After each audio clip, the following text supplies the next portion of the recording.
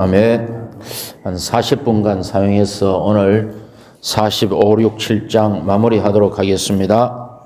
지난주에는 이제 그 유다가 그 베냐민과 아버지의 생명이 서로 연결되어 있으니 제가 노예가 되겠습니다. 이 아이가 돌아가지 않으면 아버지가 죽습니다. 여기까지 했습니다. 요셉 형들은 요셉을 미워하였죠. 죽이려고 하였고 이집트에 팔았습니다. 그 당시에 그들이 늙은 아버지의 마음과 어린 동생 또 요셉의 마음을 관심하지 않았겠죠. 이제 우리가 지금 이 장면에서 유다가 늙은 아버지와 어린 동생을 말할 때 유다는 정말 온유하게 파쇄되었습니다. 이때 이제 요셉이 자신을 알리죠. 우리가 창세기 4장에 어떤 사건이 있습니까? 가인이 아벨을 죽이지 않습니까? 이제 창세기 45장에 올 때 그러한 형들과 동생 사이에 형제 사랑이 나타납니다. 이것은 정말 참으로 놀라운 일입니다. 형제 사랑이 없다면 몸의 건축도 왕국의 출현도 새 예루살렘이 있을 수가 있겠습니까? 이 형제 사랑이 정말 놀라운 것입니다. 45장 5절에 볼 때 이제 요셉이 뭐라 그럽니까? 건너뛰고 앞에 이곳에 나를 팔아넘겼다고 형들은 근심하거나 자책하지 마십시오. 왜냐하면 형들이 나를 보낸 것이 아니고 하나님께서 우리 생명을 보존하시려고 나를 형님보다 먼저 여기로 보내셨기 때문입니다. 많은 그리스도인들이 저를 포함하여 어떤 고난이 옵니다. 아프죠? 지체들이 비난합니다. 아프죠? 그 환경이 지나갑니다.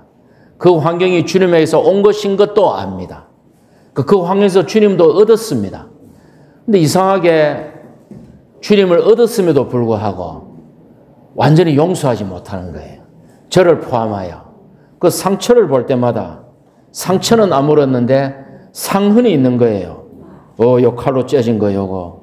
그때 칼에 찔림을 당했지. 우리가 이러기가 쉽거든요. 그러나 요셉은 이것은 하나님이 하신 것이지 형님들은 근심하지도 자책하지도 마십시오. 이것은 정말 놀라운 것입니다. 그는 그에게 일어난 일을 완전히 하나님에게서 온 것으로 받아들였고 형제들을 지금 그를 팔았던 형제들을 위로하고 있습니다. 형들을 용서할 필요가 없죠. 그들을 미워하고 탓한 적이 없기 때문에 참 이것은 정말 예수님 안에 있는 실제가 아니라면 우리가 이런 생명을 살기가 어렵습니다. 예. 주 예수님 6절로 가볼 때에 이제 뭐 기근이 2년이 되었고 5년도 남았다 할 때에 자 아브라함이 하란에서 가나안 땅으로 올 때에 그 나이쯤에 정확하진 않지만 75세 때 왔지 않습니까? 아브라함이 오던 그 나이쯤에 야곱은 형에게 쫓겨서 밧단 아람으로 떠났죠. 그 다음에 그 나이 때 이삭의 그 나이 때 이삭이 그때 한 130세쯤 이삭의 그 나이 때 에서와 야곱이 서로 이렇게 불화로 나누어졌죠. 근데 지금 파라오 앞에 설 때 야곱이 몇 살입니까? 제가 130세입니다. 이라죠. 이삭의 두 아들이 불화로 나눠질 그때에 이 야곱의 12아들들은 형제 사랑으로 완전히 하나가 됩니다. 그러니까 이게 참으로 아브라함을 거쳐서 이삭에게로 야곱에게로 올 때에 뭔가 이게 전진과 발전과 성숙이 있는 것입니다. 7절로 가볼까요? 그래서 하나님은 형님들을 위하여 이 땅에 남은 이들을 보존하여 주시려고 큰 구원을 베푸시어 형들을 살리시려고 나를 형님보다 먼저 보내신 것입니다. 여기 남은 이들이라는 말이 성경에 최초로 등장합니다. 최초로 등장하는 것은 항상 어떤 영적인 원칙을 세웁니다. 그죠?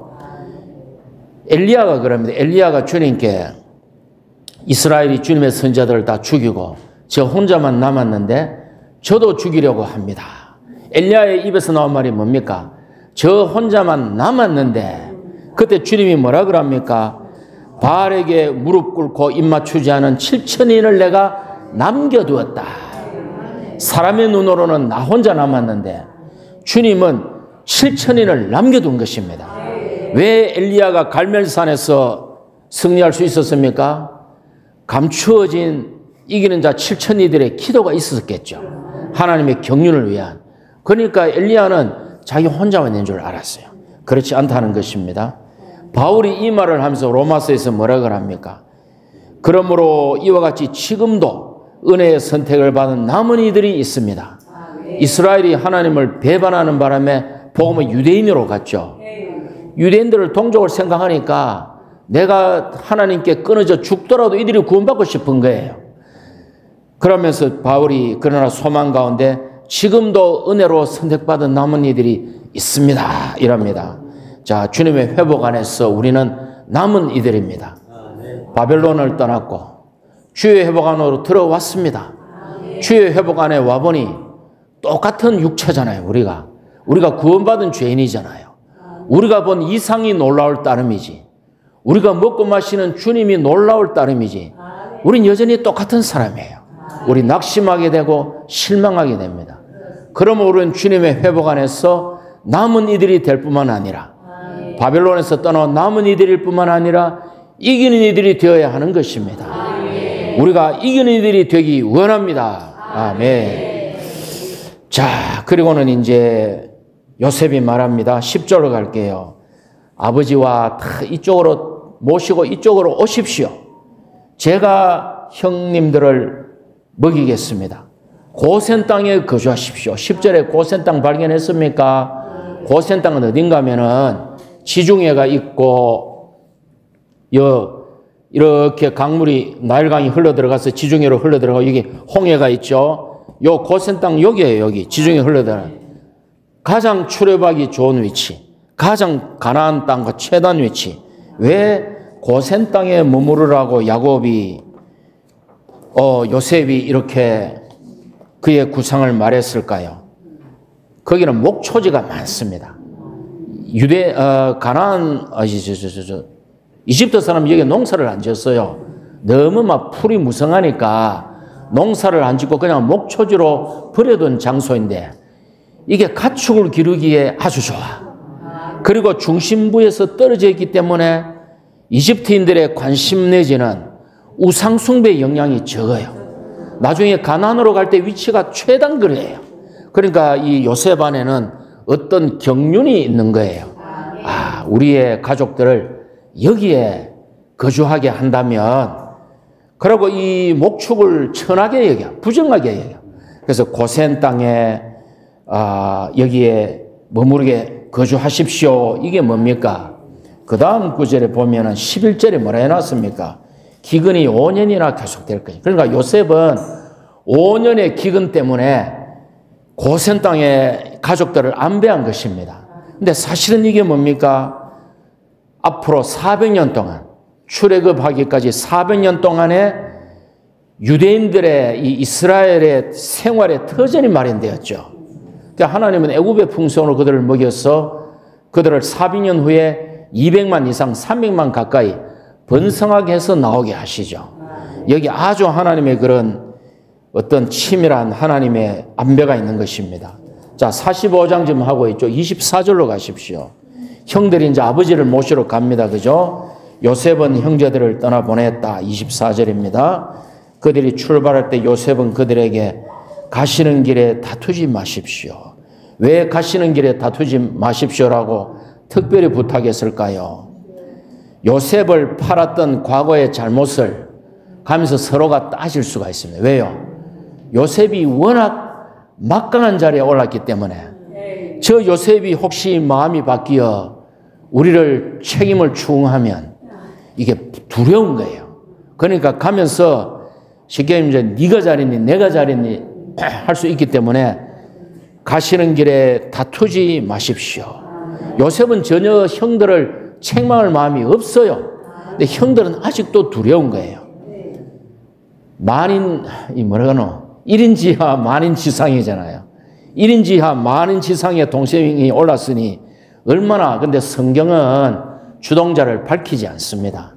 성경은 다만 루벤과 유다가 요셉을 살리려 한 것을 부각시킵니다. 그럼 우리가 추측할 수는 있습니다. 생각해 보십시오. 12형제가 있습니다. 동생들이 이걸 주도할 수 있습니까? 분명히 루벤, 시몬, 레위, 유다, 이 레아의 소생인 가장 적통을 가진 형들 4명 중에서, 근데 루벤과 유다는 살리려 했잖아요. 그럼 아마도 누가 했는지 우리가 추측할 수 있잖아. 특히 그 두 사람 잔인하잖아. 그렇지만 성경 걸 얘기를 안 해요. 왜? 모세가 창세기를 쓸 때는 출애굽에서 광야에서 썼을 거 아니에요. 그때 이거를 밝혀서 12지파 가운데 뭐가 좋은 게 있겠습니까? 이 주동자를 모세는, 성령은 안 밝히는 거예요. 그냥 루벤과 유다를 부각시킨 것입니다. 교회 생활 안에서 다투지 말고 서로 용서해야 됩니다. 그렇지 않다면 우리가 분열과 몸을 파괴하게 됩니다. 내가 용서할 수 없고, 그렇다면 첫째, 입은 다물어야 돼요. 그걸 시시비비를 내가 따지고 할 때에 더 큰 상처가 오게 됩니다.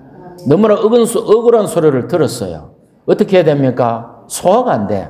그러나 입은 다물 필요가 있습니다. 왜? 그 지체에 약하면서 그 말이 나왔거든요. 그 나름대로 고통이 있을 거란 말이죠.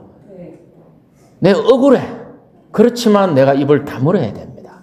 그럴 때 주님이 어느 순간인가 그 지체도 자라게 한다면 다시 우리는 함께 전진할 수 있지 않습니까? 우리가 지체들에게 상처 주는 말, 내가 한마디 들었다고 해서 공격한다면 우리 그런 생활 해서는 안 됩니다. 자, 다투지 마십시오 해가지고 26장으로 갑니다. 26절로 갑니다. 아버지에게 말합니다. 26절에 요셉이 아직 살아있습니다. 그가 이집트 온 땅의 통치자입니다. 근데 야곱의 마음이 무덤덤해. 그 말을 믿지 않아. 그다음 27절에 요셉이 한 모든 말을 아버지에게 전하고 아버지를 모셔오라고 한 수레를 볼 때 야곱의 영이 소생하였습니다. 자, 그럼 이제 제가 또 질문 들어갑니다. 질문합니다. 야곱의 영이 소생되었으니까, 그럼 그전에는 침체되었습니까? 야곱의 영이 침체되었습니까? 그럼 소생되었다 했잖아요. 그럼 침체되었습니까? 그전에는? 예? 예, 한번 얘기해 보십시오. 예? 요즘 제가 기가 두고. 예, 제 나름대로의 어떤 말씀을 한번 드려볼게요. 일단은 야곱의 마음은 무덤덤하였습니다. 성숙한 야곱은 겉사람과 속사람이 분리되었겠죠. 그의 영과 혼은 분리되어서 밖의 일들이 그의 속사람에게 영향을 주지 못합니다. 많은 징계를 통해 그의 겉사람은 잘게 부서지고 파쇄되었습니다. 그러므로 언제든지 그 영이 흘러나올 수 있는 성숙한 사람입니다. 그가 파라오를 축복하는 것을 볼 때 그는 성숙한 분입니다. 자, 그런데 예를 하나 들겠습니다. 불이 펄펄펄펄 나면은 고기 구우면 어떻게 됩니까? 고기 다 타죠. 그 불이 사라지고 불이 안으로 찾아들면 불꽃이 없어지고 열만 나오죠. 그럼 고기가 어떻게 돼요? 잘 굽히죠. 옛날에 화로에 숯을 담아 놓으면 재에 덮여있기 때문에 불이 없는 것 같아. 근데 꺼내가 재를 탁탁 털고 공기와 접하면 안에 불이 어떻게 돼요? 뜨거운 열기가 나오죠. 요셉은 이와 같은 상황이야. 요셉이 뭐 충만하다고 해서 우리 자매님들처럼 그때 뭐 할렐루야 아멘 이렇게 했습니까? 그때 뭐 요셉이 아침 먹으면서 에이멘 할렐루야 이렇게 했어요. 야곱이 그건 아니잖아요. 야곱은 파쇄되고 생명으로 충만한 사람이었지만 그냥 그 안에 불씨가 있는 거예요. 안에 있는데 그 사람이 파쇄됐기 때문에 마음이 무덤덤해. 아이고 야곱이 살았나, 요셉이 살았나 이래 안 하고 무덤덤 오두방정 안 떨고 무덤덤 하다가 그 수레를 보고 요셉을 전한 이야기를 들을 때 밖에서 재를 털어내고 불이 공기와 접촉하니까 그 안에 영이 확 나오는 겁니다. 아시겠습니까? 소생했다, 침체됐단 말이 아닙니다. 네. 주 예수님, 우리 김정혜 자매가 100일 훈련 받고 어디면은 얼마나 저를 괴롭히는지 영을 사용해야 돼. 말씀을 먹어야 돼. 제가 그때 뚜껑이 열려버렸어요. 계속 그러니까 막 3박 4일을 그러니까 미성숙한 것입니다. 네. 아멘. 우리 자매 주님 사랑하는 좋은 자매입니다. 자, 그래서 47절, 어디 합니까? 46장으로, 다시 이걸 좀 더 하겠어요. 이거를 워치만니 형제님은 그 사람이 파쇄됐다 이랍니다. 십자가의 주관적인 역사의 방면을 얘기하신 것이죠. 위트니스리 형제님은 생명이 성수가했다. 그 영의 역사의 방면이죠. 생명이 생명으로 충만한 것입니다. 그죠? 같은 겁니다. 그게가 같은 거예요. 46장으로 가겠습니다. 2절로 갈게요. 이제 요셉의 가족들이 왔다는 소리를 듣고 파라오와 모든 궁전의 신하들이 다 기뻐했어요. 이게 뭡니까? 요셉이 일만 잘할 뿐만 아니라 요셉이 인간적으로 그 인성이 아주 사람에게 기쁨과 편안함을 주는 그런 인격이었어요. 그러니까 그 가족이 왔다니까 그 별거 아니잖아요. 다 기뻐하는 거예요. 내가 하동미 형제님이 너무 좋아. 근데 어느 날 그 집에 혈육들이 오네. 그럼 저는 이 사람이 좋아하니까 그들도 좋을 것이다. 마음이 기쁘겠죠. 이제 그런 거예요, 이게. 그래서 이제 막 오라 해서 이제 가는 거 아닙니까? 그래서 46장에 이제 이스라엘이 떠납니다. 이집트로 떠납니다. 브엘세바에 이르렀습니다. 블레셋의 땅이죠. 아브라함이 여기서 아비멜렉과 조약을 맺은 적이 있고, 이삭이 아비멜렉과 조약을 맺고 체류한 적이 있고, 이삭이 하나님께 제단을 쌓은 곳이 브엘세바입니다. 지금 야곱이 여기서 희생제물을 드리고 있습니다. 2절에 밤에 이상 가운데 이스라엘을 부르셨다. 야곱아, 야곱아. 예, 여기 있습니다. 자, 밤에. 자, 야곱에게 있어서 밤의 의미를 한번 말씀드려 보겠습니다. 야곱이 밧단 아람으로 가기 전에 밤에 잠을 자는데 밤에 꿈에 하나님이 나타났죠. 맞습니까? 밤에. 두 번째, 야복 강가에서 밤에 야곱이 하나님의 천사 씨름하다가 엉덩이 뼈를 침을 당해가 환도뼈가 어그러지죠. 밤이었습니다. 세 번째, 본절에서 밤의 이상 가운데 야곱에게 나타났습니다. 그죠? 밤은 뭐예요? 요즘 뭐 밤돼도 환하잖아요. 조명이. 그때는 밤이 되면 완전히 암흑이에요. 밤은 두려움과 미지의 세계예요. 우리의 밤을 하나님과 그분의 이상이 온전히 지배하시기를 원합니다. 정말 우리의 밤을 하나님의 임재가 그분의 이상이 우리를 온전히 지배하시기를 원합니다. 우리에게도 밤이 있죠. 물질적인 밤이 아니고 영적인 밤이 있지 않습니까? 우리 영적인 교를 통과할 때에 주님이 우리를 다 지배하시기 원합니다. 그래서 3절에서 뭐라 그럽니까? 야곱은 많은 주님의 체험이 있어요. 근데 3절에서 뭐라 그래요? 나는 너의 아버지의 하나님이다. 왜 그럽니까? 왜 이삭에게는 나는 너의 아버지의 하나님이다. 왜 야곱에게는 너의 아버지의 하나님이다 이랍니까? 언약이 계승되고 있는 거예요. 언약이 아브라함에게 약속한 씨와 땅이 계승되고 있기 때문에 너의 아버지의 하나님이야. 그러니까 우리에게는 아브라함과 이삭과 야곱의 하나님이죠. 우리한테는. 그걸 다 우리가 계승받았지 않습니까?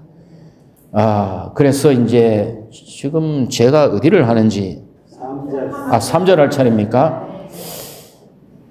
그래서 하나님이 내가 너로 큰 민족을 이루게 하겠다. 너가 이집트로 내려갈 것이고 너를 데리고 올라올 것이다. 요셉의 손이 내 눈을 감길 것이다. 46장을 끝내겠습니다. 46장 26절, 27절 볼게요. 46장 26절, 27절 갈게요. 야곱과 이집트로 간 사람이 몇 명이에요?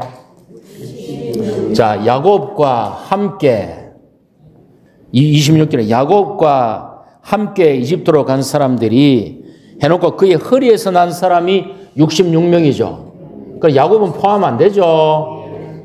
자, 야곱과 함께 간 사람 중에 허리에서 난 사람이 66명. 그 다음에 27절에 보십시오. 요셉과 두 아들이 먼저 갔죠. 맞습니까? 다 합치면 몇 명입니까?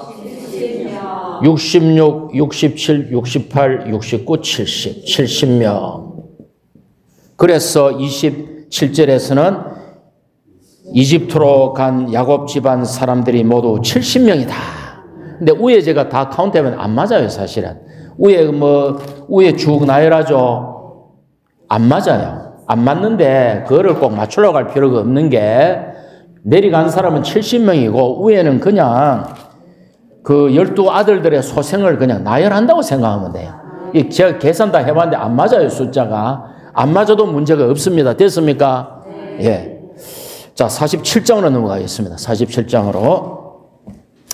이제 갔습니다.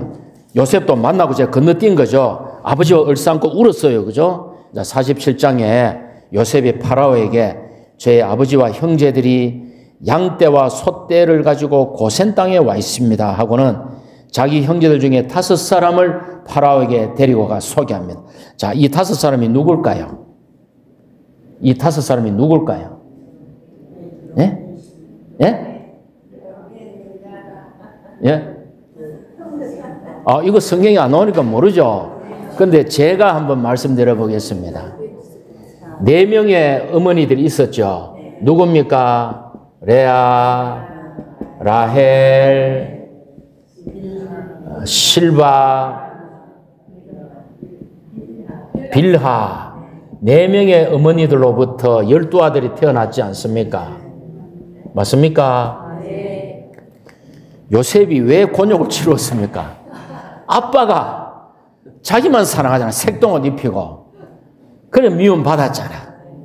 얼마나 곤욕을 치루었습니까? 그러니까 아마도 제가 요셉이었다면 동일한 사랑으로 그들을 대했을 것 같아요. 그래서 레아의 소생 1명, 라헬의 1명, 실바 1명.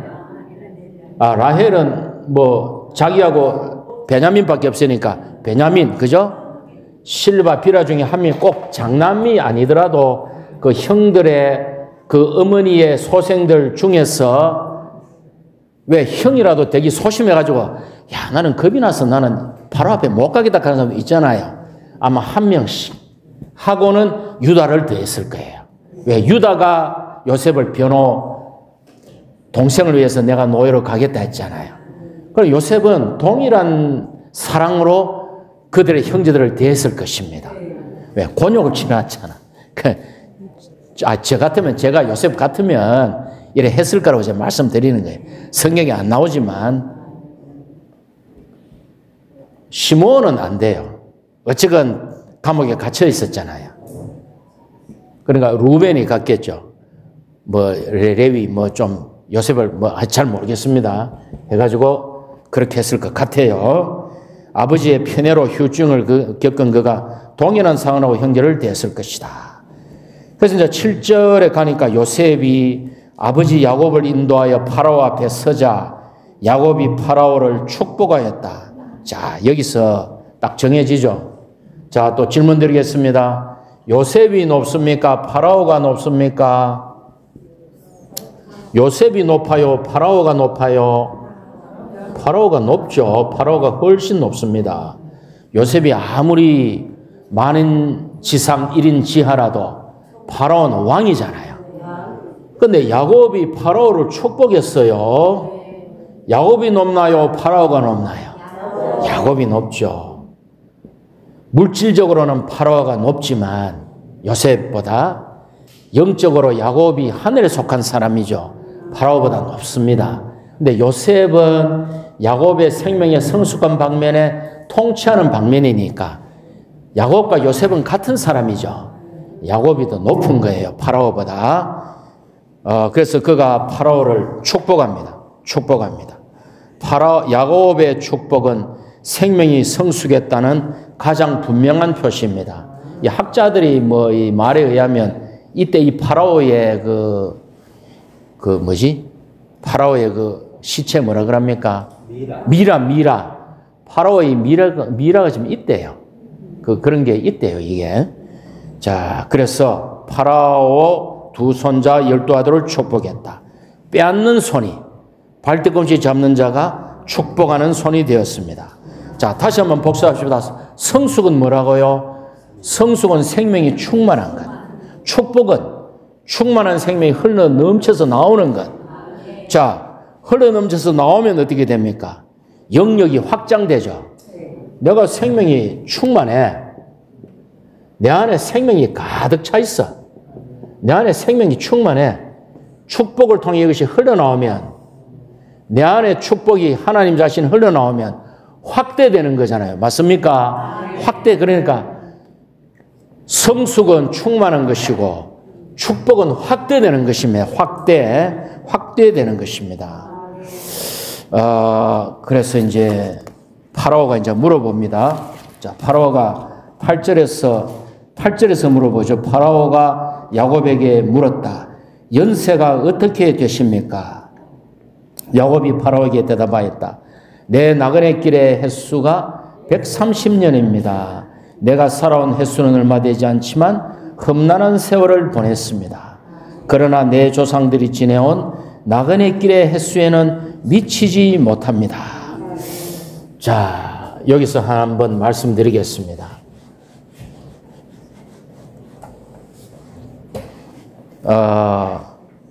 연세가 어떻게 되십니까? 연세를 영어로 좀 한번 써보겠습니다. 연세를 영어로 쓰면 이렇게 됩니다. 연세를 영어로 쓰면 못 외우니까 봐야 되겠죠.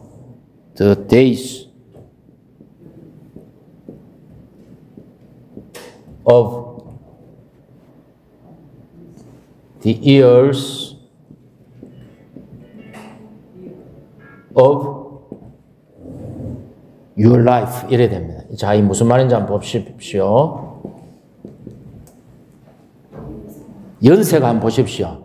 당신의 일생에 해들의 날들이 얼마입니까? The days가 1이죠. 1. 날들입니다. 맞습니까? 당신의 일생에 해들의 연이죠. 연입니다. 날들의 해들의 당신의 일생이니까 일생이죠. 자, 그럼 어떻게 됩니까? 날이 모여서 해가 되고 해가 모이면 일생이 되죠. 자, 그러면 우리가 하루하루를 어떻게 살아야 하겠습니까? 하루가 모여서 해가 되고 해가 모여서 일생이 된다면 days, years, your life 하루가 모여서 해가 되고 해가 모여서 일생이 된다면 하루하루를 어떻게 살아야 할까요?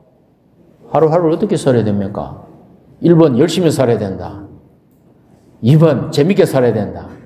3번 주님에게 분배받는 생활을 살아야 된다. 몇 번이 답입니까? 3번 잘 아시네요. 알면서 꼭 객관식을 내야 대답을 하십니까? 자, 그러면 또 질문 드릴게요. 제일 어리석은 사람은 누굽니까? 제일 어리석은 사람이 누구예요? 하루를 멸시하는 사람이 제일 어리석지. 이랍니다. 오늘 하루를 어제 일을 후회해요. 내가 어제 그러지 말걸. 또 왕년에 내가 잘 나갔는데 과거를 후회하든지 과거를 그리워해요. 혹은 오지 않은 내일 일을 염려합니다. 그러면서 하루를 다 놓쳐버리죠. 그럼 어떻게 됩니까? 하루를 잃어버리죠. 그럼 그 사람은 해를 잃어버려. 그 사람은 일생을 허망한 데 잃어버려. 자, 하나님이 뭐예요? 하나님은 이제 여기 지울게요. 또 칠판이 좁아가지고. 자, 한번 보십시오. 하나님은 이 크신 하나님은 I am이죠. 맞습니까? 나는 이다이시다. 하나님. 요 유한한 사람은 뭡니까? human. 영어를 써서 죄송합니다. 다 이 정도는 아신다고 보고. 자, 하나님도 현재형이죠. 인간도 현재형이죠. 현재 내가 아니면 내가 인간으로서 무슨 의미가 있어요? 내일 내가 살지 죽을지 모르는데 어제는 기억 속에만 있지 무슨 의미가 있지? 하나님도 현재형이고 사람도 현재형인데 거기서 두 존재가 만나는 거예요. 그러니까 우리가 이 하루를 어떻게 살아야 됩니까? 지금 우리가 주님을 붙잡지 못하면 하나님이 내게 주관적으로 무슨 의미가 있다는 거예요? 의미가 없잖아요. 하나님도 나는 이다. 사람도 나는 지금 존재한다단 말입니다. 그러니까 하루를 놓치는 어리석은 사람들이 되지 말자. 이 말씀을 제가 장황하게 드린 겁니다. 다음에 이제 14절로 갈게요. 14절부터는 이제 이 이집트의 백성들이 너무 기근이 심하니까 양식을 사기 위해서 처음에는 돈을 가져옵니다. 맞습니까? 돈이 다 떨어지니까 뭐를 갖고 옵니까? 가축을 갖고 옵니다. 가축도 다 잡혀서 양식을 다 사먹고 이제 바칠 게 없으니까 그들의 땅을 가져옵니다. 땅을 가져오면 그들 자신들도 여기에 부속이 되는 거죠. 그들이 다 무엇을 얻기 위해서? 양식을 얻기 위해서 그들이 가진 모든 것들을 대가로 지불해야 됩니다. 우리가 얻는 그리스도는 우리가 값을 주고 살 수 없기 때문에 너무나 커서 우리가 무료로 얻지만 대가를 지불해야 되겠죠. 교회 생활에서 우리가 주님을 값없이 얻지만 대가를 지불하지 않으면 주님을 얻을 수 있습니까? 우리의 시간을 대가로 드리고 우리의 어떤 할 수 있는 것들을 제어하고 주님께 대가를 드리지 않으면 값없는 은혜를 누릴 수가 없죠. 그러니까 우리가 대가를 지불함이 있다는 것입니다. 예. 그래서 우리가 이러한 대가를 지불할 수 있기 원합니다. 그래서 이게 모든 것이 이제 파라오의 통치 아래 땅과 존재가 들어가는 게 천년왕국의 예표입니다. 좀 빨리 끝나겠네. 28절로 갈게요. 야곱은 이집트 땅에서 17년을 살았다. 그래서 야곱이 살아 누린 나이는 147세이다. 이스라엘은 죽을 때가 가까워지자. 자, 보세요. 47장에서 야곱이 파라오 앞에 섰을 때 몇 살입니까? 130세죠. 지금 야곱이 죽을 때가 가까이 오니까 몇 살입니까? 147세죠. 지금 47장에서 몇 년이 흘렀어요? 17년 흘렀어요. 이게 하루아침에 난 일이 아니죠. 17년 흘렀습니다. 요 성경을 읽으실 때 17년 중에 5년은 뭐였다? 기근이었지. 12년은 아주 평화의 날들을 야곱이 누렸을 것입니다. 자, 이제 이제 죽을 때가 가까워지자 요셉을 불러 말합니다. 내가 요셉 너에게 은총을 입었다면 너가 나를 인자와 성실로 대해주어 나를 이집트에 장사하지 않고 우리의 조상들이 누워 계신 그곳에 나를 장사 지내겠다고 맹세다오 하니까 맹세를 하죠. 31절로 가십시오. 이스라엘이 말하였다. 나에게 맹세하여라. 요셉이 그에게 맹세하였다. 그러자 이스라엘이 침상 머리맡에서 하나님께 경배를 드렸다. 요거를 70인역을 쓸 때 그 학자들이 헬라어로 적을 때에 자기 지팡이를 의지한 채로 바꿔놨어요. 그래서 사도 바울이 히브리서를 썼다고 우리가 보는 거죠. 히브리서를 쓸 때 야곱은 믿음으로 죽을 때에 요셉의 아들들을 축복해 주었으며 자기 지팡이를 의지한 채 하나님께 경배를 드렸습니다. 요 구절을 침상 머리맡에를 70인역은 지팡이를 의지한 채 요거를 인용했다 이 말입니다. 아시겠습니까? 지팡이를 의지한 채 하나님께 경배를 드렸습니다. 자, 이 창세기의 그 한 명의 영적 거인이 야곱이라는 영적 거인이 이제 종말이 다 되었습니다. 그의 마지막이 얼마나 장엄합니까? 12아들을 축복하고 그가 이 땅을 떠납니다. 그가 성을 빼앗은 적도 없고 권력을 잡은 적도 없고 그렇지만 그의 인생의 마지막은 축복이 흘러넘치는 너무나 놀라운 축복과 경배가 가득한 장엄한 죽음이죠. 자, 알렉산더가 어떻게 죽었습니까? 헬라 제국을 건설한 알렉산더가 어떻게 죽었어요? 모기에 물려서 나이 30살에 죽었어요. 그러면 시저가 어떻게 죽었어요? 카이사르가 어떻게 죽었어요? 줄리어스 시저가 갈리아, 브리테니아, 이집트를 다 점령하고 십몇 년 만에 로마에 와서 모든 그가 권력을 잡았어요. 그가 이제 황제, 쉽게 말하면 황제가 된 거예요. 그런데 이 공화주의자들인 원로원 의원들이 새벽에 시저가 원로원에 첫 출근하던 그 새벽에 그들이 칼로 찌개서 시저를 죽여버립니다. 왜? 그들은 공화주의자들이기 때문에 황제의 재정을 용납을 못하는 칼로 찌려 죽임. 그때 유명한 말이 뭡니까? 브루투스 너도냐 이게 뭡니까? 시저의 양아들 브루투스도 자기 아버지의 칼을 꽂은 거예요. 시저가 이렇게 죽었어요.